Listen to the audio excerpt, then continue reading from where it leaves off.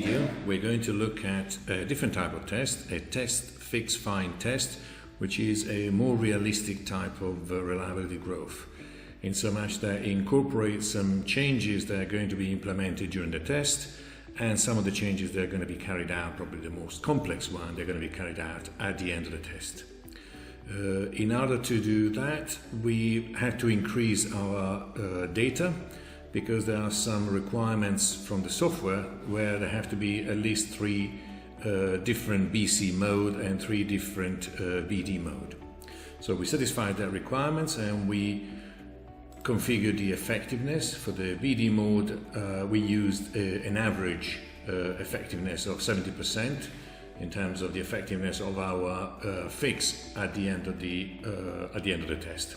So we got 3 BD mode, gauging, sensor and noisy output, and we got at least 3 BC mode. So we can analyze our data, so we use the Crow extended model and we analyze our data, and we can look at the information that we looked so far. So first of all, we look at the cumulative number of failures with the results at the end of the test. And we also look at the MTBF, and we can see again we have an instantaneous MTBF and we have a cumulative MTBF, and the position of those instantaneous and cumulative very much depends on the parameter of the model. And we've also got the interval that shows our system is improving, our growth is improving. We consider these intervals, and we can see that they tend to grow as the system ages. And we can also look at the growth potential MTBF, which now looks different because some of the fixes have been implemented during the test. So unlike the situation we had in the previous test, where we had a flat representation of the demonstrated MTBF.